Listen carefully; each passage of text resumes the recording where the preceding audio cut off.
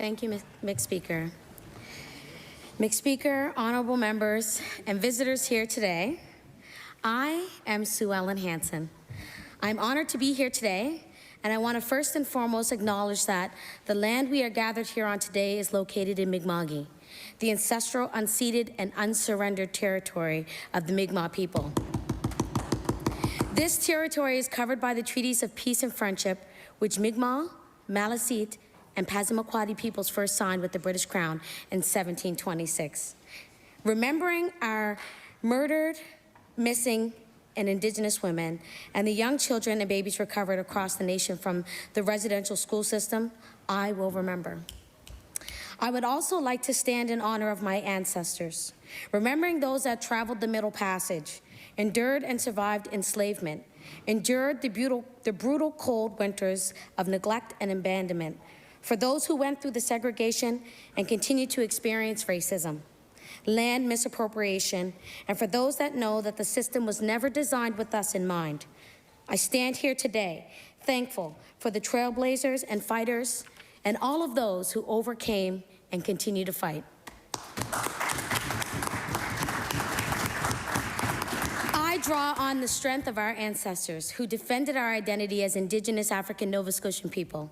Our ancestors are still walking with us, accompanying us, and I'm truly humbled and grateful to stand before you in our Provincial House of Assembly on this day to share with you my journey on becoming the MLA of Halifax Needham. 5,409 voters cast their ballots for me in this last election, and I'm proud to say that I'm the first Black person, let alone Black woman, elected to represent Halifax Needham in this legislature.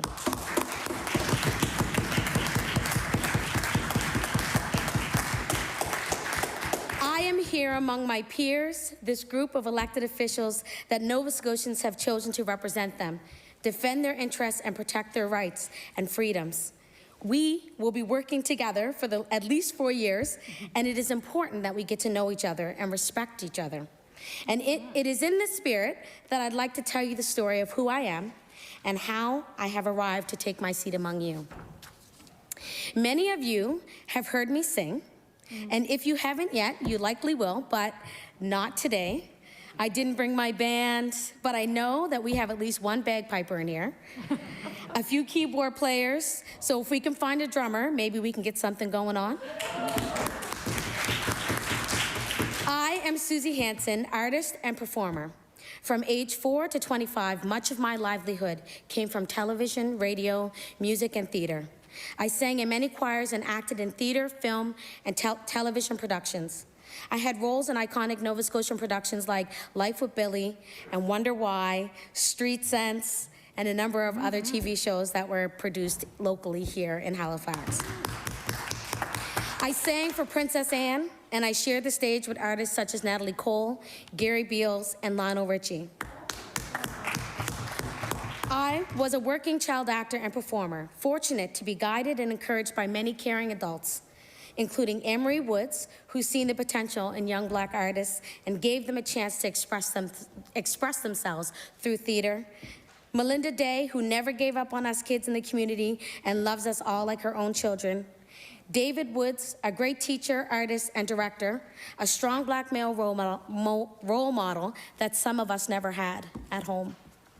Maxine Tynes, a beautiful light who was always speaking the words that many of us felt. And Lulu Keaton, kind and thoughtful visionary who gave a girl like me an opportunity in film. I respect our cultural workers. Nova Scotia's cultural industries are so important to our economy, and we must continue to attract productions to our beautiful province. But this industry is also needed to tell our stories, capturing who we are and communicating it to the world.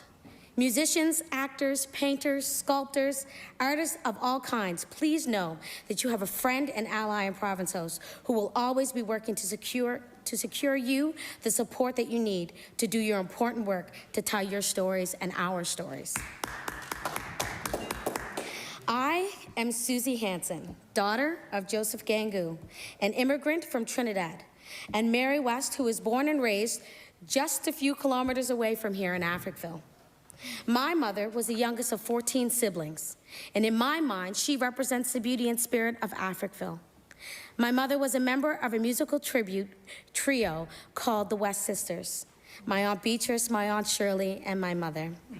They traveled throughout the province singing God's praises, and they got their start in the back kitchen of my grandmother's house in Africville. Practicing every night, voices were coming from every bedroom, and it was said that you could hear the singing flowing from the house as people passed by the West family home. The West Sisters, my mom and my aunties, played a huge role in who I am today. They've helped to mold me as an artist and ground me in my faith and guide me to be the woman I am today. The garbage trucks and bulldozers may have destroyed our homes in Africville, drowning out the sweet musical sounds and introduced another layer of generational trauma. But I am here today as a proud descendant of Africville, as proof that you could tear down Mary West's home, but you couldn't destroy her family.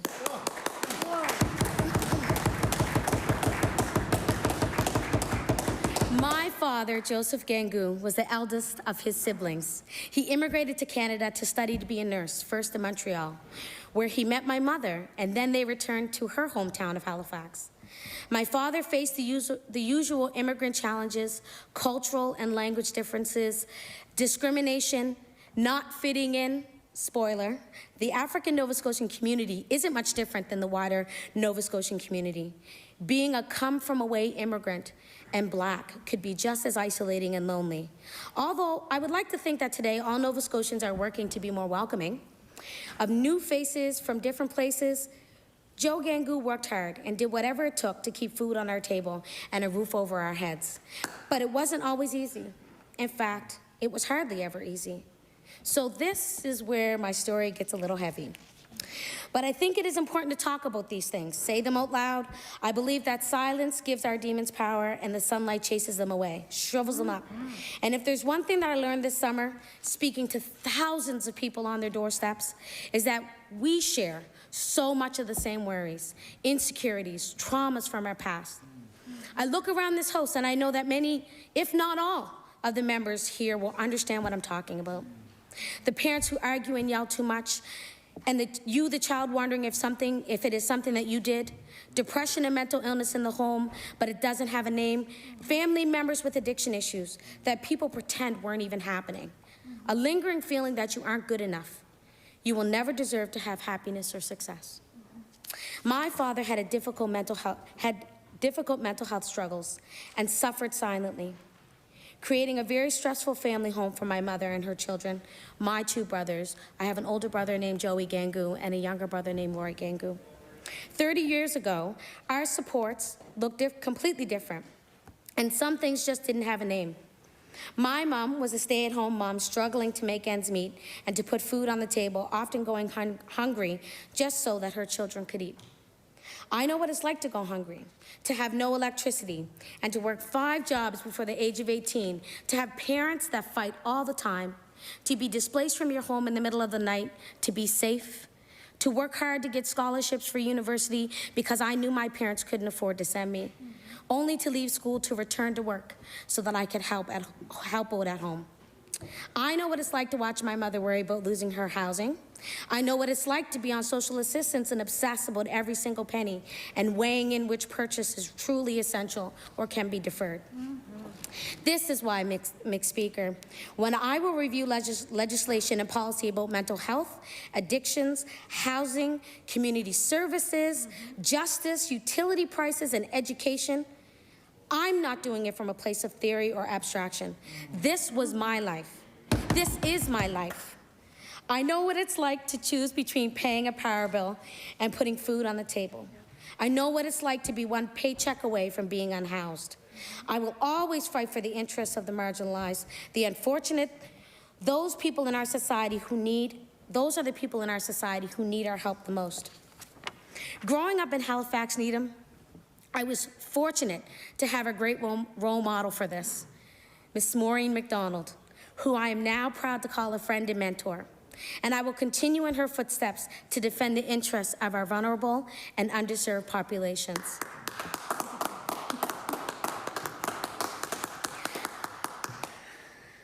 I am Suzy Hansen. the sister of a cancer survivor, who always remembers that life is precious. And we must work to preserve and expand our single-payer healthcare system, including our long-term care facilities. I have friends and family working and living in Northwood. It is so important to our community, and I recognize that everyone is doing the best that they can. But we need more beds, more rooms, and more compensation for the people working there, literally doing some of the most important work in our province. People giving their hearts and often health to caring for our most vulnerable seniors at the most critical stages of their lives should not have to hold 2 or more jobs to live. We must do better for our most vulnerable and those who care for them. I'm the sister of an early childhood teacher, and I understand and respect the daily energy that goes into caring for young children. I appreciate my sister as someone who has instilled in me the meaning and purpose of helping others and making sure that everyone is treated with the same respect given. Thank you, Elaine, for being my rock and big sis when I needed you most, like all the time. I am also the middle sister. So if anyone is a middle child, you know that you're normally the best kid in the whole family. And my brothers would probably attest to that. I have an older brother who I will speak to later, and I have a younger brother as well who has given me my only niece. So I'm really grateful for that. And I know that they will always have my back. I am the granddaughter of a Vietnam War veteran, and I know firsthand how the trauma of war can be passed down through generations and how valuable these members of our society are. I'm grateful for the time spent with my grandfather and the talks about the struggle and overcoming that with education and resilience, and how important legacy is and passing on the history of family.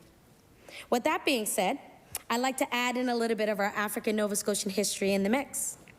We should never forget where we come from, and we should recognize those that came before us and pave the road that we walk now. This is my inspiration. I would like to acknowledge the African Nova Scotian trailblazers who epitomize cultural and educational excellence in our province. Some of you may know them, and a lot of these names may be new to you, but I would suggest that everyone get to know the people in your area, the people in your riding, and the impact that it makes on all of us around this table. I am honored and grateful to speak these names, as most I have had a direct relationship with, and I will speak to that, or connected through family members. And I continue to be inspired by these individuals and many, many more. Reverend Pearlie Oliver from Wolfville, pastor, educator, and social activist, invested as a member of the Order of Canada in 1984. Carrie M. Best, New Glasgow, publisher, social activist, invested as an officer in the Order of Canada in 1979 and the posthumous recipient of the Order of Nova Scotia.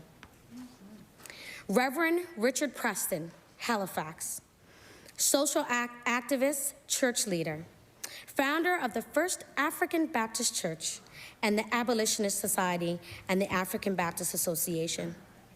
Delmore Buddy Day from Halifax and New Glasgow, boxer, community activist, Canada's first Black Sergeant of Arms, Canada's lightweight junior champion, and inducted into the Nova Scotia Sport Hall of Fame. So a little story about Mr. Day, because I would never call him Delmore because that's just disrespectful. But Mr. Day, a member of my community for many years, he would always make sure to stop and talk to every youth that he's seen in the community. So much so that on grading day, he'd have a pocket full of money in his, as he's walking through, and every kid on grading day, he'd say, "Did you grade?" If you graded and you were in a higher level, he'd give you $5. If you were in a lower level grade, he'd give you $1. And that really stood out, especially in a community that doesn't have a whole lot. For someone to do something like that and to do it from their heart really meant a lot. And another story from here, my first time in this particular house, I was standing on the steps downstairs singing with the Koala Street Baptist Youth Choir. And we were invited because Mr. Day was a sergeant of arms here, and his daughter was our choir director, Melinda Day. So my first ever experience, welcoming, thoughtful, it felt really good to be here. And the first thing he said was, "We all belong in this space." So, Mr. Buddy Day. Gordon Earl from Halifax, politician, first elected African Nova Scotian member of Parliament. No, Wayne Adams, I got him right now. Wayne Adams, Halifax, politician, first elected African Nova Scotian member of the Legislative Assembly and cabinet minister. How huge is that? And his picture is sitting right there on the wall. Don Oliver, Wolfville, politician, first African Nova Scotian to be appointed to the Senate. Yvonne Atwell from Dartmouth, community volunteer and businesswoman, the first African Nova Scotian woman elected as a member of Legislative Assembly through the NDP party. Super proud. Senator Wanda Thomas Bernard, East Preston, senator, a retired professor and director of Dalhousie School of Social Work, invested in the Order of Canada in 2005. Senator Wanda Thomas Bernard is an amazing person, and to meet her, she's just phenomenal. The amount of work that she's done in prison rights, the amount of work that she's done for our communities is unsurmountable, and I'm very glad that I'm able to be someone that knows her really well and that respects her in that way. Edith Hope Cromwell from Inglewood, a lifelong community activist and one of the earliest African Nova Scotian graduates of the Nova Scotia Teachers College. Corinne Sparks, Halifax, one of the first African Canadians appointed to the judiciary in Canada and the first African Nova Scotian appointed to the bench. George Elliott Clark, Windsor Plains, university professor, poet, playwright, winner of the Governor General's Award for Poetry, the Portia White Prize for Artistic Achievement, and Canada's hardest working poet. If you've ever read any of his works, I suggest, you reread them, but if you haven't, take a look and read his works. They're absolutely amazing. Walter Borden, New Glasgow, invested as a member in the Order of Canada in 2005 and the winner of the Portia White Prize in 2006. So, Mr. Borden, I was fortunate enough to be on stage with Mr. Borden in Gospel of Colonus, a theater production on the Neptune Theater stage.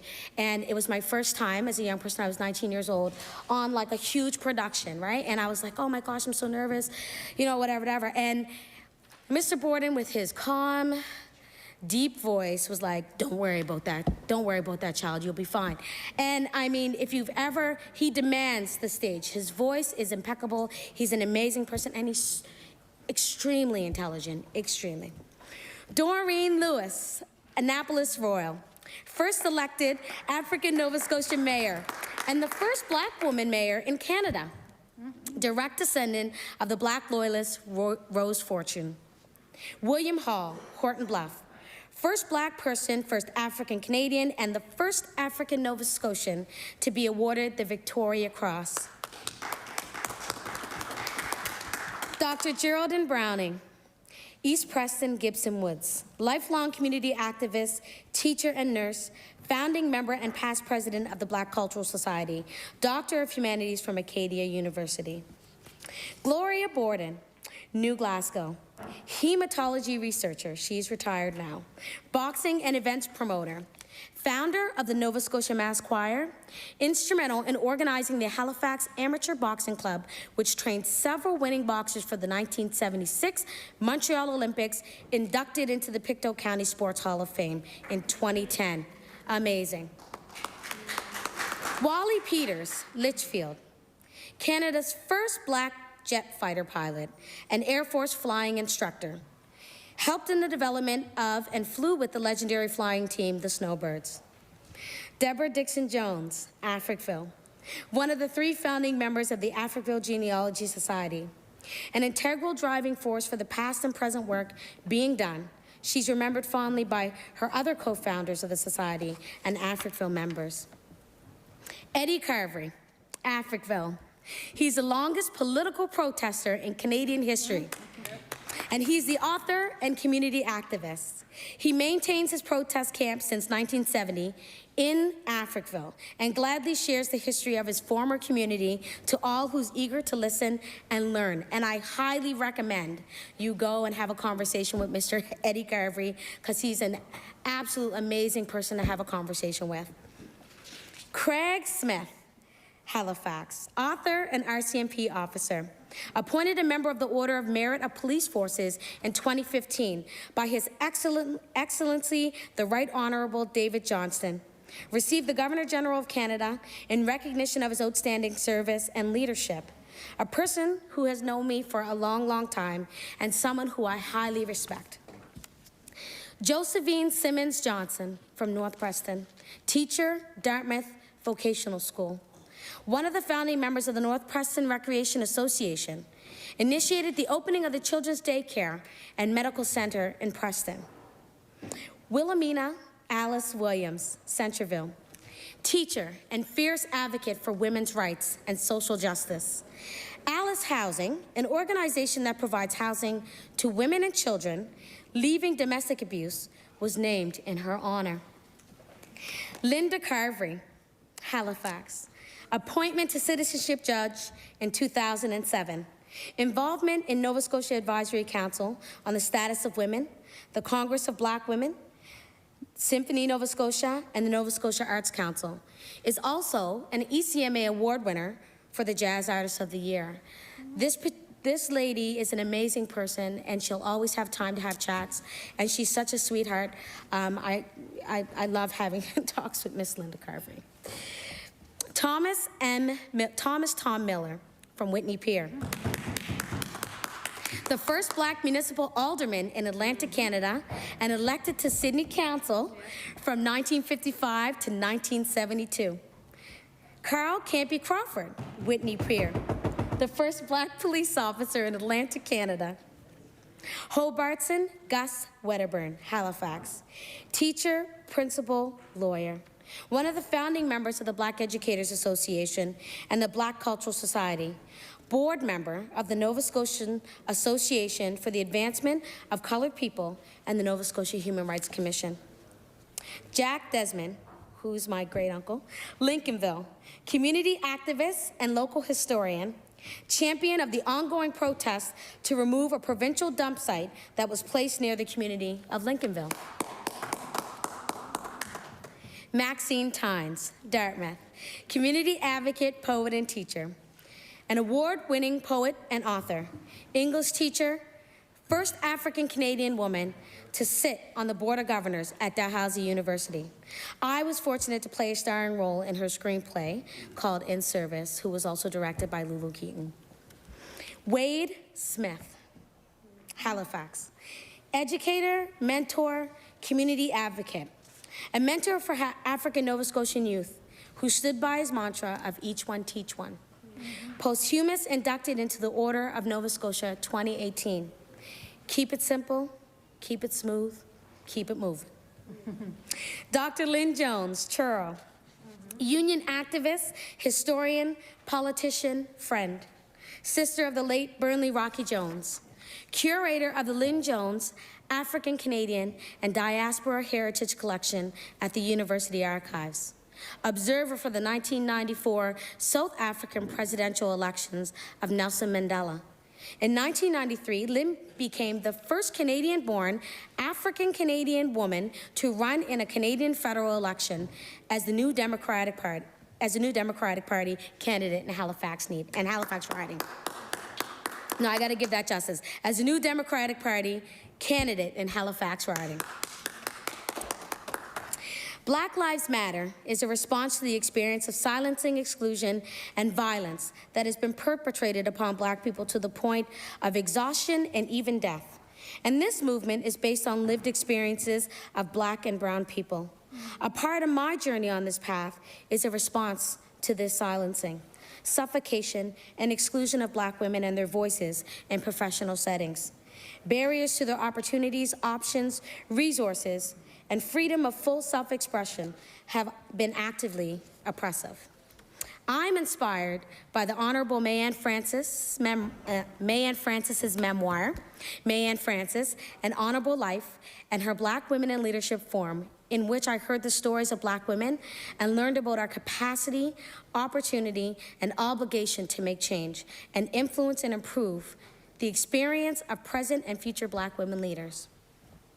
I also want to take this time to remember the people in my life that I couldn't have done this without, and that I think of them daily in different respects. I'm truly thankful for the love and support, guidance, and motivation to always do better.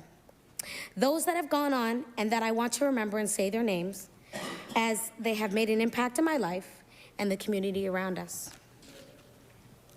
Lena Mae West, my grandmother and the backbone to my family, always will be remembered and loved. My mom, Mary West Gangu, gone too soon. I know that you have always supported me on my journey, and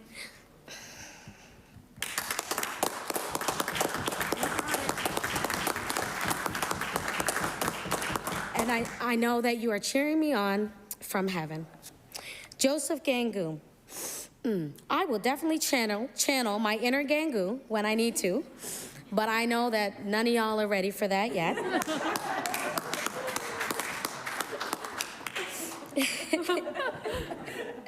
Tony Jeffries, always making someone laugh, but kept it 100 every step of the way. Alan West, thank you. The strongest man I knew and was always dressed to the nines, so I know that my uncle right now is proud that I have a suit jacket on. Novalee Buchan.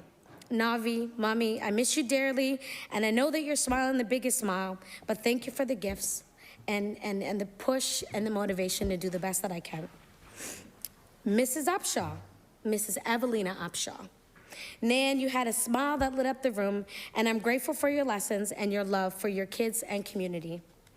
Mrs. Bundy, thank you for keeping it real and letting me know that I'm doing an amazing job as a parent.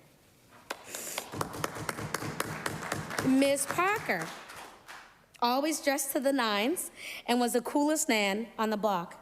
She was everyone's mom. Ms. Parker would be a mother that would take in students. So students would come here and go to school here, and she would open her doors to those young people that needed a place to live, needed a place to stay, and she'd keep them for the school year, and they would keep coming back, and she'd feed them, and she'd take care of them as if they were her own children. So everyone's mom. Miss Darlene Hum, who we lost just recently. She was a matriarch of the Mulgrave Park community and a giver of the best advice, only because she would tell you like it is, no holds barred, and she would be greatly missed and loved. And I'm gonna always miss our candid conversations and as well, the food. She was an amazing cook. Yeah, you know. Reverend Alfreda Smith, thank you for telling me my family history and being a beautiful soul. And we just recently lost this wonderful woman. Miss Madeline Beals, Nan of the whole Uniac Square community. Everyone knew you, and you always watched over us as kids growing up, and we never did anything because we didn't want to get in trouble, so you were always making sure that we were doing the right things. James Farrar, thank you for believing in me and loving me, making me remember that you got to get it right all the time. Miss Adams, Nan, you always had a smile that lit up the room and you were always dressed up, looking good. Reverend Tracy Gross, a soft, beautiful soul, and was an amazing pastor. Mrs. Alita Williams, trailblazer in the journalist world, raised an amazing family, and your children always have my back and have always been encouraging me to do good things and to do better. Burnley Rocky Jones, fighter for those that can't speak for themselves, a rebel and a revolutionary. Thank you for inspiring me. Wade Smith always said that giving back was never a choice.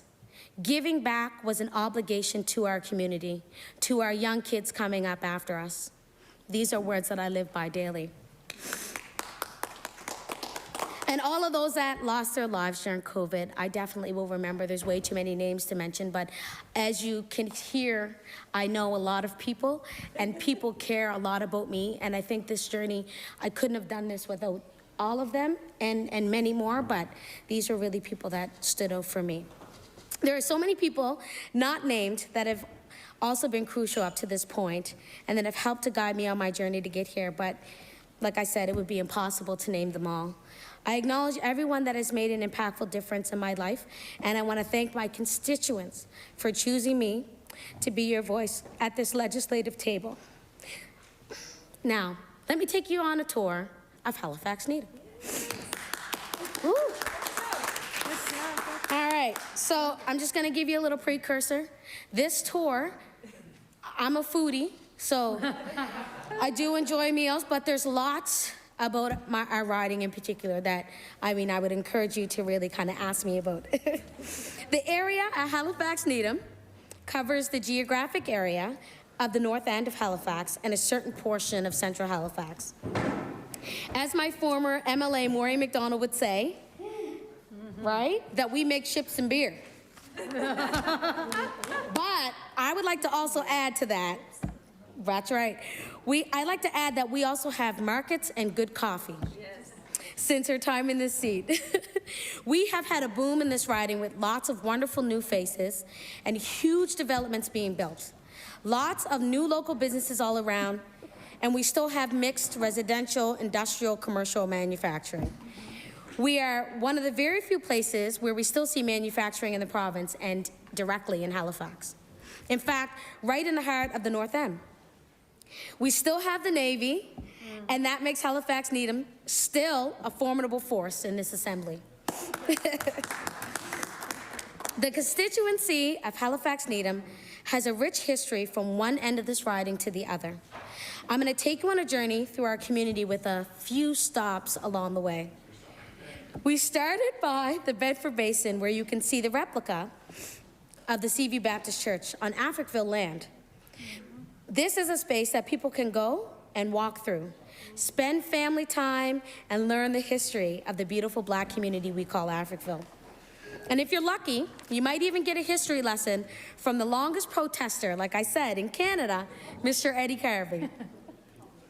We then are moving towards town, as they would say back then, and you'd come upon some young people playing at the pit, or as non-North Enders call it, Merv Sullivan Park. On the way, we may stop and see some seniors along Novalee, where there are a few seniors' homes, Samuel's Prince Manor and a few others.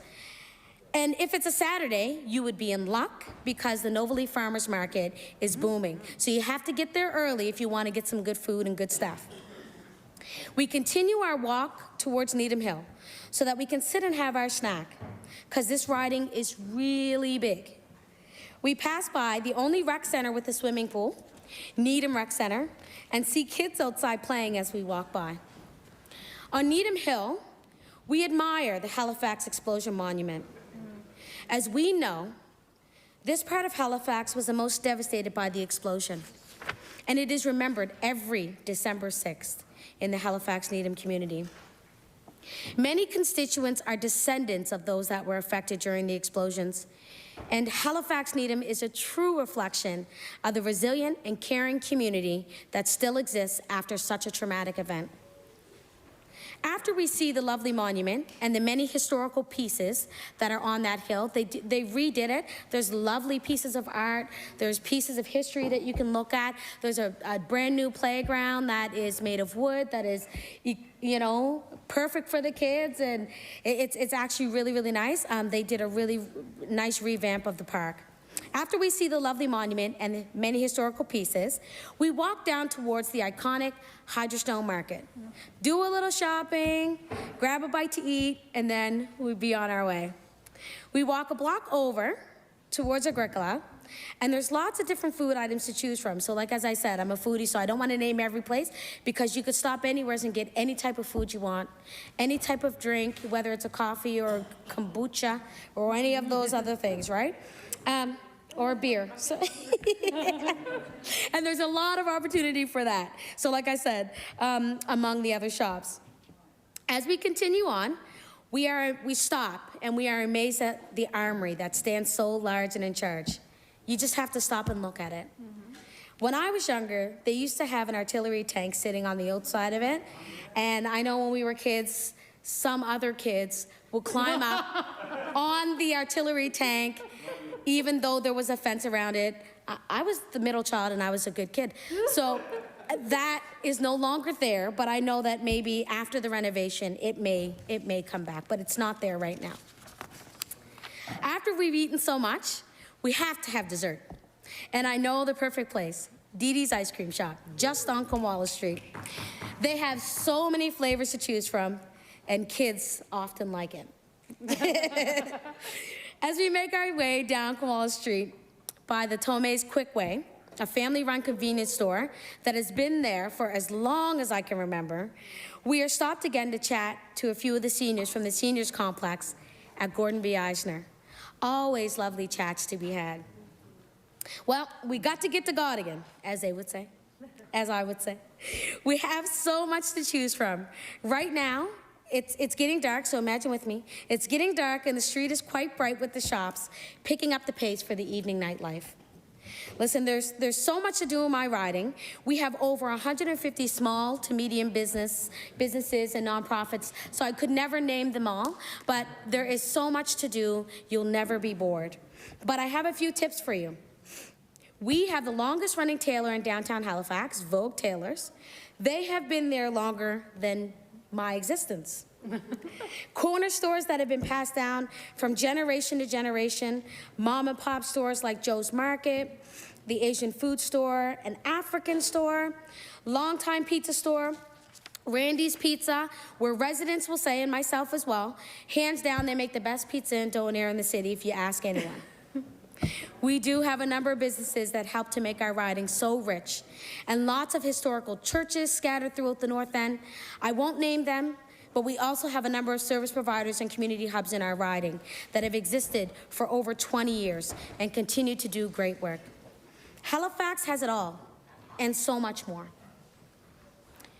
Oh, Halifax Needham, sorry. Halifax Needham has it all, and so much more. I am so proud to be elected by the constituents of Halifax Needham, and even prouder to know that people that have been here for over 40 years, some of them are still there. And I am a true resident of this riding, and I sit in this seat proudly because I deserve to be here.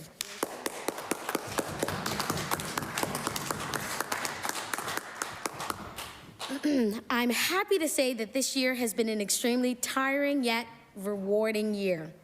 With COVID-19 lockdowns and campaigns back to back to back, I say this 3 times, because my oldest brother, Joseph, or Joey, who lives in Riverview, New Brunswick, ran for municipal council and was running his campaign election just before our writ was dropped here in Nova Scotia. So who would ever think that two Gangoos children would be running in an election in the same year?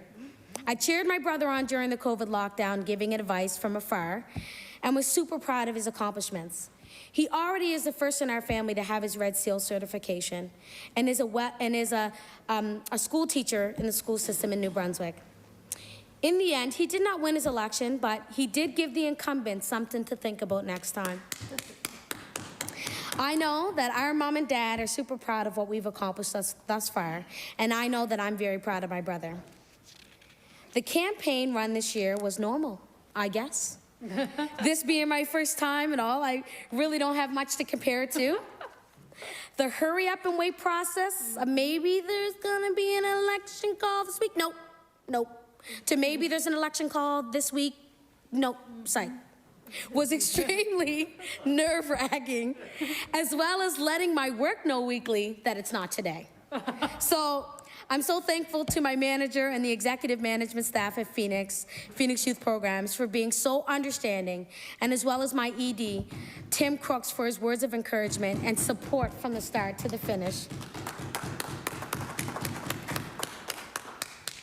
Summer elections are pretty tricky, from the low volunteer turnout and the constituents being on vacation, to no word of a lie, knocking on 17,000 doors probably like 3 or 4 times throughout the whole campaign. And this is what would happen to me. I knock on someone's door and I go, "Hi, I'm Suzy Hansen. It's me again. Yep, I'm back. Can you please go out and vote? Just so I don't have to come back again? Yeah. Thank you so much." Yep. And it was hotter than the gates of Haiti. Sweaty days, walking for 8 to 10 hours with 3 different groups of people, 6 days a week, for 6 weeks, to literally going door to door and encouraging them to go to the polls right now. Yeah. And I can wait with you and walk with you.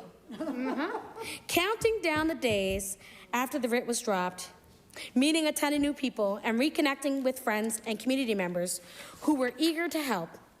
A summer election was quite an orchestra. And I am truly thankful to my team of extremely hard workers throughout this whole process. David Etherington, Sybil, Arrow, Natasha, and then on the other side, Team Suzy. This team was with me as soon as I put my name into the NDP for nomination. My friend David Parks, who's always been my biggest supporter and my protector of all things Suzy. Jelana Lewis, my visionary, video producer, and organizer. Michelle Strum, my supporter and sign guru. Every sign that you've seen around HRM was in part by David Etherington and Michelle Strum. Super thankful for that. I'm also thankful for my official agent, Jill Houlihan, who only knew me for a short time. She put her name forward to support me through all of this, and I am truly grateful for that. I will name a few key players that I walk with frequently, and I say a few key players because Halifax Needham is a beautiful community, and people want to help and do and be a part of something that they can see change. So when I say a few, I'm going to name some, but literally it was immensely full of volunteers, immensely full of callers, people wanting to help, stop in, check in. There was a number of those people, but a few key players stood out for me, and they walk with me frequently. Nancy Shackle, Cindy Littlefair, Ian, Tyler, and Thomas, Lou, Fawn, Holly Bell, Jackie Barkley, Lisa Roberts, Nicole Jones, Allison Zimmer, Kim Robertson, Bernadette Hamilton-Reed, Linda Roberts, the two Georges, and many others. I am the worst for remembering names, but I clearly remembered them because they were with me so many times. But I will never forget the time that I've spent with them, and I'm truly thankful for the campaign.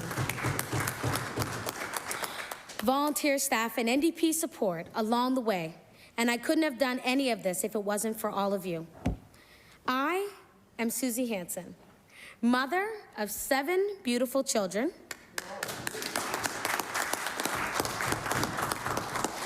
all of which I am very, very, very proud of.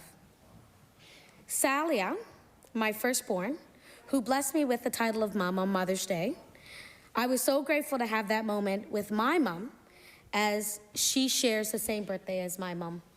So I'm grateful for that, but this year in particular was a heartwarming year with the campaign because she turned 18. So she was able to vote for the first time, and what a feeling, right? What a feeling. My son Shaden, strong and smart young man, he's a young man. I was gonna call him a kid, but he's not a kid. Strong and smart young black man who I worry about every single day. But I know that your intelligence and gifted athleticism will take you places in this world that you will never imagine. Cesar, you are my best reader and knowledge keeper of all things superheroes. I am so intrigued by your imagination and your thought on all of those topics. Sakilo, my outdoor person who's always wanting to get things done, which is what I love, with a love for gardening and survival life. So I know that if anything happened in this world, you would be my protector. Saivea, the next politician. She was the one that wanted to go out with me for 8 hours a day. Whoa. Well, at the time she was 8, but 8 hours a day. Young little girl wanting to come out and knock on doors and talk to people, and just very outspoken and confident-minded. She's a beautiful person inside and out, and I know that she's destined for greatness. Sajora, small but mighty, the strongest little person who has no fear. She's very lovable and kind-spirited. Sage, gifted and caring, super smart kid, and will be able to adapt in any setting put in front of her. As a mom, I truly take my jobs very seriously, so much so that I intentionally found a job in my community that would prepare me for my kids' teenage years. Through the Phoenix Youth Program, I was fortunate to have a role as a community facilitator. That gave me an opportunity to learn so much from young people, celebrate their accomplishments with them, and cry with them through their challenges. I am truly grateful for the many memories and continuing relationships that I've made, and I feel as though they all have become extended members of my family. Thank you to Nikela for always questioning how we do things for the youth from your own unique lens. To Nekaya for being my motivation and continuing to do amazing things in life with the mantra of do your job. Fatima for your intelligence and insight on how you think and your advocacy to make change in policy. And Jace for being the life and the voice of my first group of young people and to help set the standard and how we should approach our programs. Throughout my 9 years with the organization, I have gone through 3 births, 1 almost delivered at camp, on the way home on the bus, and many new faces, all of which will hold a special place in my heart. I have now extended my family to be so much more, and I'm truly thankful for all the new children that I have, whether they be by birth or not.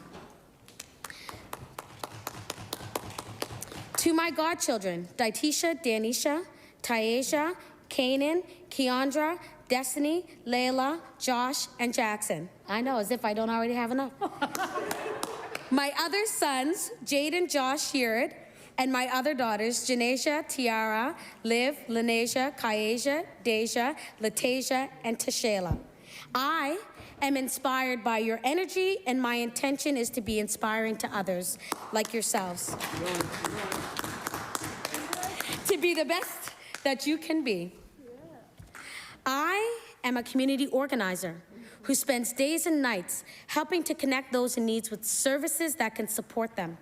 For almost 10 years, as a community facilitator, I worked for years with youth to encourage them to make good decisions, to get the skills for employment that can transform their lives. And I truly believe in the power of community to create conversations and build bridges so that we can find policy solutions that help us take care of each other and do better by our young people, to set them up for success and not failure. I was elected to the Halifax Regional School Board in 2016, and we all know how that ended, so, you know, but I'm going to give credit in a minute. By dissolving the regional school boards, the Liberal government removed transparency and accountability from our public education system. Were school boards perfect? Not so much. But I can tell you from my time as an elected school board member that we divided our time equally between planning, oversight, and document review, and fielding questions and complaints from concerned parents. All of us took our responsibility seriously to improve the educational experience of our students while providing safe learning environments for teachers, staff, and students. Well, who's doing this work now, I wonder? Following the dissolution of the HRSB, I accepted an appointment to the Provincial Advisory Council on Education, which presumably would advise the Minister of Education and Childhood and Development. In 2 years, we didn't meet a whole lot, with the minister. Needless to say, I know being a minister is really busy. Needless to say, I did not reoffer to join that council. The Liberal government's ham-fisted approach to public education, Mr. Speaker, is one of the experiences, and actually probably the driving force, that prompted me to join you all here today. Thank you. Thank you. See, when the Liberal government threatened to eliminate these important elected bodies, I was astounded. And when I came to the House to attend deliberations on this matter, I was shocked at the dismissive and arrogant behavior of many of the government MLAs during these deliberations. Some are still here today, but I note with some satisfaction, many of them are not. It was after that experience, which was quite frankly humiliating and infuriating, that I swore that I will return to this House, and I meant it as an elected member, to preserve and expand our democratic spaces rather than shrink and eliminate them like the former government did. thank you for giving me that drive, for pushing me to a point of we need to make change and these are things that need to be done, and giving me the inspiration and motivation to do just that. That was the plan all along. I know, I believe that. Province-wide, many schools have overcrowded classrooms, lead in the drinking water, mold in the buildings, and more. Shame. It is a disgrace. Absolutely. In our riding, happily, we will be getting a new elementary school to replace SJAM. And I celebrate that. It has been a decade in the making, and it will be a great anchor for our community. But it will also be a very expensive project with many private hands on that public money. Ooh. We must be vigilant that we're getting good value for that money and that the quality of the final product matches the one that is being sold to us. Hear, hear. Constructing new buildings will not solve the problems of inclusion, exclusion, educational discrimination, and material scarcities that plague the current buildings. Hear, hear. As a parent of several school-aged children in this riding, I am their advocate every single day. And I tell this to every parent once a school board was dissolved, that you are your child's biggest advocate. So as an MLA, an education spokesperson, I will defend the interests of all Nova Scotian children, parents, and schools every single day. Finally, Mr. Speaker, I want to say a few words about why I am here, why we are all here. Nova Scotians have spoken. They have selected this group of people to tackle some very pressing issues during an unprecedented global response to a public health crisis. They want us to work together in this House, and they want us to work together with other levels of government. We don't have the luxury of time for political games and scoring political points. We have many people without houses and many more teetering on the edge of eviction. Absolutely. Our service industries and small businesses have been decimated by the pandemic lockdowns, and tens of thousands of Nova Scotians are without a family doctor. I am not here for games and political theater, and my constituents did not send me here for that. I might wear orange, but I will work with anyone who has good ideas that will benefit Nova Scotians, whether you wear red, blue, or independent. As I've told you a lot about my childhood, and yes, there were lots and lots of struggles, but there was also love, so much love. If you've heard from when I was talking, I've had love in my family. I've had lots of love within the community, tons of love from the young people that I work with. And although my parents and grandparents didn't give me any generational wealth to pass on or political connections to kind of tap into, they gave me something just as important. They taught me that hard work, resiliency, and determination are the keys to my success.